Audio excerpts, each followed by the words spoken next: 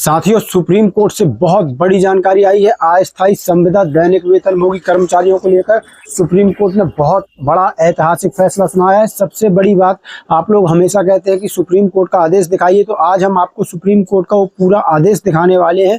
जी हाँ दोस्तों, और वो भी पर आपके लिए हिंदी में उसको ट्रांसलेट किया है। पूरा आदेश आपको सामने दिखाएंगे, हिंदी में ट्रांसलेट करके बताएंगे। तो साथियों, पूरा वीडियो जरूर देखिएगा। इसमें सुप्रीम कोर्ट ने स्पष्ट कहा है कि अगर कोई भी अस्थायी कर्मचारी लगातार 10 सालों तक काम कर रहा है तो आप उसको सिर्फ सेवा शर्तों के बहाने से जो है एकदम से अलग नहीं कर सकते हैं। ये बड़ी जो है अपडेट यहाँ पर सुप्रीम कोर्ट ने दी है। साथ में इसमें और भी संविदा और दैनिक वेतनभोगी कर्मचारियों के लिए अलग अलग शर्तों के हिसाब से सुप्रीम कोर्ट ने अपने पूरे फैसले में एक एक चीज को बयां किया है। तो चलिए आपको पूरा सुप्रीम कोर्ट का सीधे फैसला दिखाते हैं, जो कि हमने हिंदी में ट्रांसलेट करके आपको बताया हुआ है।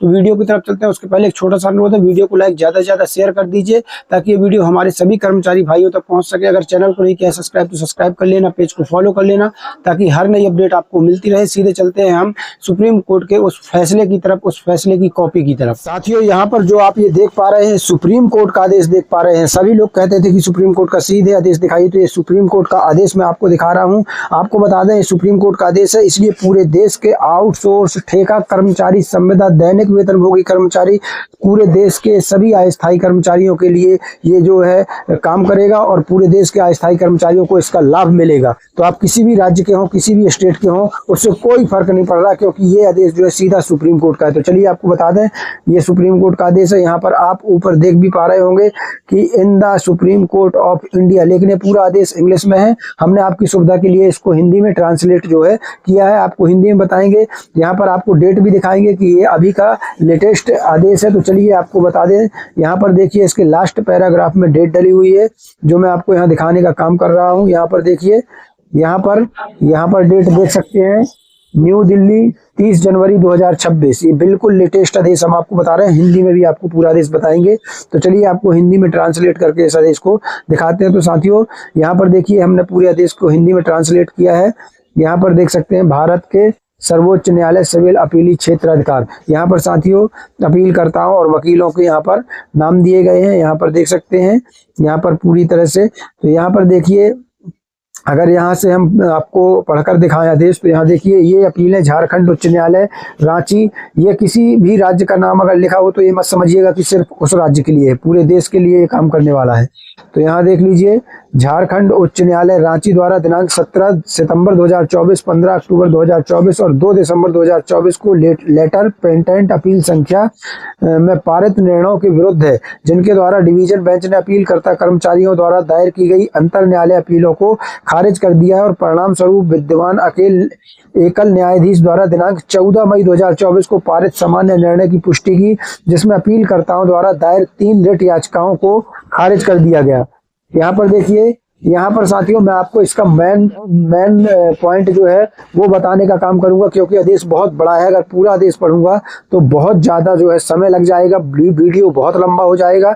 मैं आपसे कहूंगा कि अगर आप चाहते हैं पूरा आदेश पढ़ना, तो मैंने पूरे आदेश की जो ये कॉपी है, इसको मैंने अपने टेलीग्राम और व्हाट्सएप ग्रुप चैनल में डाल दिया है। दोनों की लिंक वीडियो के डिस्क्रिप्शन में जाकर लिंक ज्वाइन कीजिए और वहां से पूरा आदेश डाउनलोड कर सकते हैं हिंदी में, और आप आराम से पढ़ सकते हैं। यहाँ पर मैं आपको मुख्य चीज पढ़कर बता रहा हूं। तो यहाँ चलिए, यहाँ से देख लेते हैं। न्यायालय में अपील, खंडपीठ ने 17 सितंबर 2024 को दिए गए फैसले में अपील को खारिज कर दिया, यह मानते हुए कि अपीलकर्ता की नियुक्ति पूरी तरह से संविधात्मक प्रकृति की थी, इसलिए विद्यमान एकल न्यायाधीश के निर्णय में कोई हस्तक्षेप उचित नहीं था और तदनुसार उसे बरकरार रखा। इसके बाद शेष अपीलकर्ताओं ने भी उच्च न्यायालय के समक्ष अंतर न्यायालय अपीलें दायर की, जिन्हें क्रमशः 15 अक्टूबर 2024 और 2 दिसंबर 2024 के अलग अलग निर्णयों द्वारा खारिज कर दिया गया। जो अपीलकर्ता भोलानाथ द्वारा दायर अंतर न्यायालय अपील में डिवीजन बेंच द्वारा दिए गए निर्णय का अनुसरण करते हुए और उस पर भरोसा करते हुए दिए गए थे।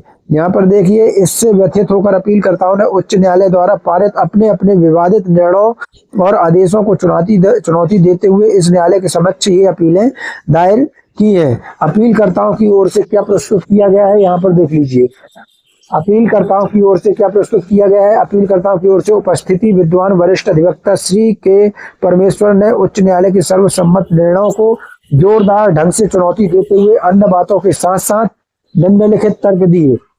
अपीलकर्ताओं को विधिवत जारी विज्ञापन के अनुसार और निर्धारित प्रक्रियाओं से गुजरने के बाद रिक्त और स्वीकृत पदों के विरुद्ध नियुक्त किया गया था।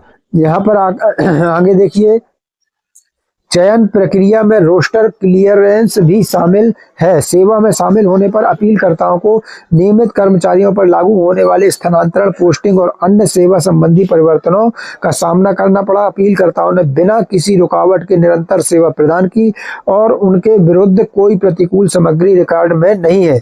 उनका प्रदर्शन लगातार संतोषजनक पाया गया, जैसा कि बार बार सेवा विस्तार की अनुशंसाओं और वर्षों से उन्हें लगातार दिए गए नवीनीकरण से स्पष्ट है। साथियों, यहाँ पर देखिए, जो कर्नाटक का उमा देवी फैसला था उसका भी यहाँ पर जिक्र किया है सुप्रीम कोर्ट ने। अपीलकर्ताओं ने 1 दशक से अधिक समय तक सेवा की है और कर्नाटक राज्य बनाम उमा देवी मामले में इस न्यायालय के निर्णय के आलोक में अनियमितीकरण के लिए विचार किए जाने के पात्र हैं। उनकी असमान सौदेबाजी की स्थिति का लाभ उठाते हुए ऐसे विचार से इनकार करना निष्पक्षता और समानता के सिद्धांतों के विपरीत तथा सार्वजनिक रोजगार में गरिमा सुनिश्चित करने के संवैधानिक आदेश का उल्लंघन माना जाता है। दोस्तों, यहाँ पर मैं आपको बता दूं, मुझे पता है कि ये देखिए कोर्ट का आदेश है, उसकी भाषा अलग होती है और आपको समझ में नहीं आ पा रहा कि ये फैसला जो है वो सरल भाषा में इसे क्या माना जाए। तो दोस्तों, आपको समझाने के लिए हमने इस फैसले को बिल्कुल आपकी ही सरल भाषा में जो है निकाला हुआ है। तो चलिए मैं आपको सरल भाषा में बताता हूँ। ऐसे अगर हम पूरा आदेश पढ़ेंगे तो वीडियो भी लंबा हो जाएगा, आपकी समझ में भी नहीं आ पाएगा। आप चाहें तो इस पूरे आदेश की कॉपी डाउनलोड करके और आराम से पढ़ सकते हैं। मैंने टेलीग्राम व्हाट्सएप ग्रुप चैनल में डाल दिया है, दोनों की लिंक इसी वीडियो के डिस्क्रिप्शन में आपको मिल जाएगी। चलिए मैं आपको सरल भाषा में बताता हूँ। तो चलिए दोस्तों, यहाँ मैं आपको बिल्कुल सरल भाषा में आपकी भाषा में बताता हूँ। यहाँ देखिए, पूरे फैसले का हमने निचोड़ यहाँ निकाल लिया है। यहाँ पर देख सकते हैं, सभी कच्चे आउटसोर्स ठेका कर्मचारी देखे फैसला, सुप्रीम कोर्ट का ऐतिहासिक फैसला। राज्य को मॉडल एम्प्लॉयर बनाना ही होगा। सुप्रीम कोर्ट ने 30 जनवरी को दिए अपने महत्वपूर्ण फैसले में स्पष्ट कर दिया कि कोई भी राज्य सरकार, ध्यान रखिएगा पूरे देश के लिए, कोई भी राज्य सरकार केवल कॉन्ट्रैक्ट शब्द का सहारा लेकर वर्षों से सेवा दे रहे कर्मचारियों को उनके अधिकारों से वंचित नहीं कर सकती है।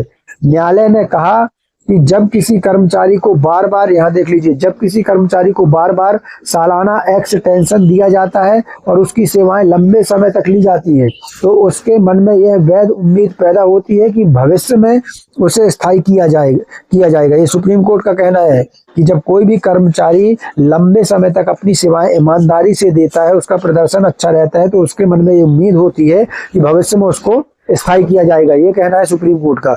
इस सिद्धांत को न्याय शास्त्र में कहा जाता है। कोर्ट ने साफ कहा कि राज्य जो कि एक मॉडल एम्प्लॉयर होता है, उसे अपेक्षा की जाती है कि वह कर्मचारियों के साथ न्यायपूर्ण, पारदर्शी और संवैधानिक तरीके से व्यवहार करे। ये बातें सुप्रीम कोर्ट कह रहा है यहाँ पर देख लीजिए राज्य सरकारों को। तो यहाँ देख लीजिए, जस्टिस विक्रमनाथ और जस्टिस संदीप मेहता की पीठ ने इस बात पर जोर दिया कि यदि किसी कर्मचारी का चयन विधिवत प्रक्रिया के माध्यम से हुआ है, वह स्वीकृत पदों पर काम कर रहा है और वर्षों तक उसके कार्य को संतोषजनक माना गया है, तो उसे अचानक हटाना या नियमित करने से इनकार करना न केवल अन्यायपूर्ण है बल्कि संविधान के अनुच्छेद 14 के तहत मनमाना भी है। अदालत ने, यहाँ पर सुप्रीम कोर्ट ने यह भी कहा कि केवल नियुक्ति का कॉन्ट्रैक्ट नाम उसे संवैधानिक संरक्षण से वंचित नहीं कर सकता। यानी केवल अगर ये हो गया कि वो कॉन्ट्रैक्टर कर्मचारी है, एजेंसी का कर्मचारी है, तो इतना कहने से या इतना मान लेने से उसको जो है स्थायी नियुक्ति से वंचित नहीं किया जा सकता। यहाँ आगे देखिए और क्या कहा है सुप्रीम कोर्ट ने। यहाँ देखिए, यहाँ पर सुप्रीम कोर्ट ने कहा, कर्मचारियों के लिए उम्मीद की नई किरण बनकर आया है। वर्षों से ऐसे कर्मचारी समान कार्य करने के बावजूद कम वेतन, अस्थिर भविष्य और सामाजिक असुरक्षा का सामना कर रहे हैं। सुप्रीम कोर्ट ने यह संदेश दिया कि राज्य को केवल लाभ उठाने वाला नहीं बल्कि अपने कर्मचारियों के प्रति जिम्मेदार और संवेदनशील नियोक्ता बनना होगा। दूसरा पॉइंट पर क्या कहा है यहाँ पर सुप्रीम कोर्ट ने, ये भी देख लीजिए। मनमानी पर रोक और कर्मचारियों के अधिकारों की मजबूती। इस फैसले का सबसे महत्वपूर्ण पहलू यह है कि कोर्ट ने राज्य की मनमानी शक्तियों पर सीधा अंकुश लगाया है।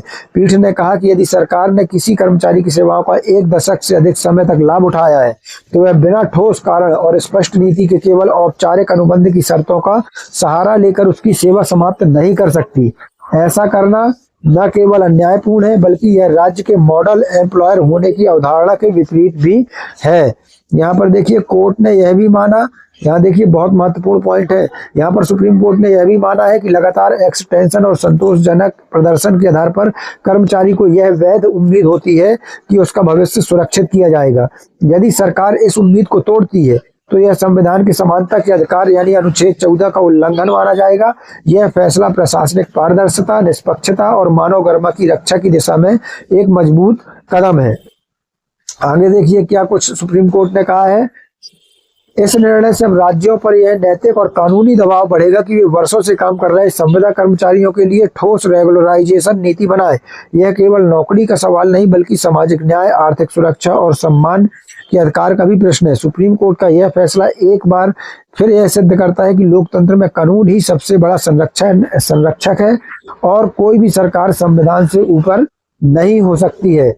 यहाँ देख लीजिए मामले की पृष्ठभूमि, यहाँ देखिएगा मामले की पृष्ठभूमि अपीलकर्ताओं को 2012 में राज्य की भूमि संरक्षण निदेशालय में 22 स्वीकृत पदों के मुकाबले जूनियर इंजीनियर के रूप में सार्वजनिक विज्ञापन और चयन प्रक्रिया के बाद नियुक्त किया गया। हालांकि नियुक्तियों को कॉन्ट्रैक्ट वाली कहा गया और शुरू में 1 साल के लिए किया गया।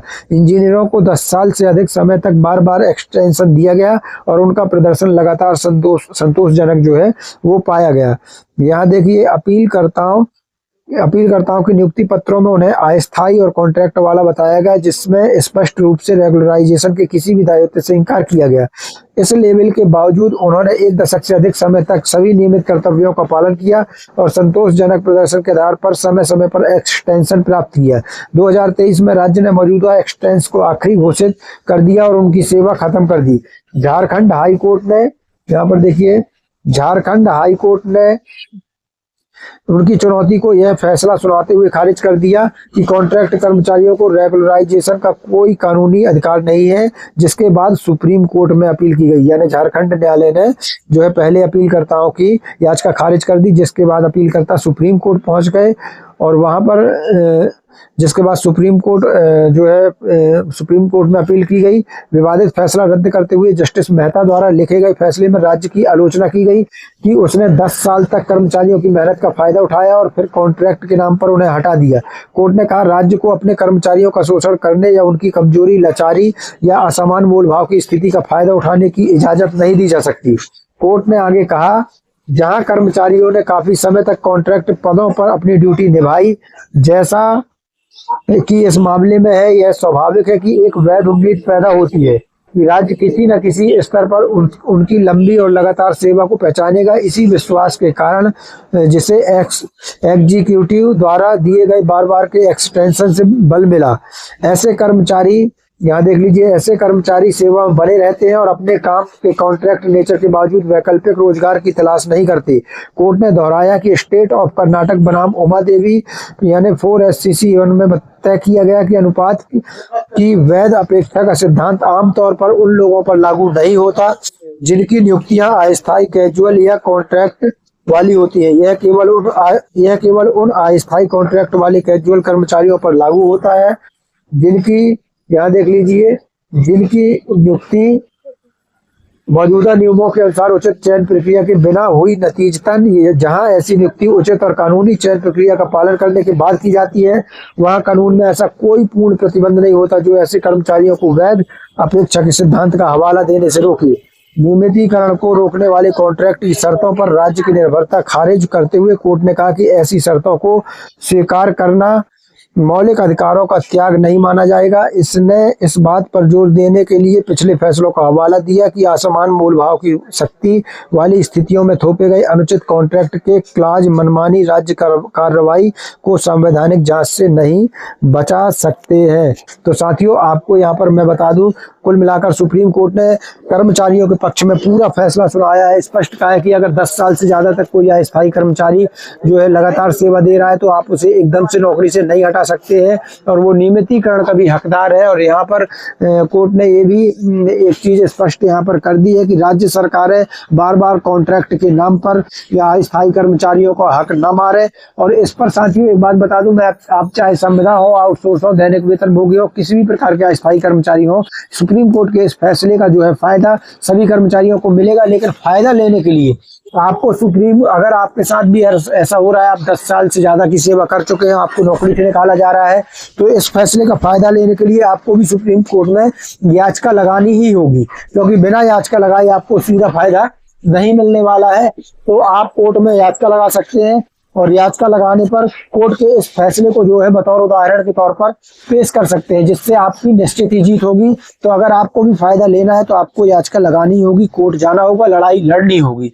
तो साथियों ये पूरा सुप्रीम कोर्ट का फैसला था जो मैंने बताया। वीडियो अच्छा लगा हो तो वीडियो को लाइक कीजिएगा, शेयर कीजिएगा। दोस्तों मिलते हैं नई अपडेट के साथ, नई वीडियो के साथ। तब तक के लिए धन्यवाद। जय भारत, जय हिंद।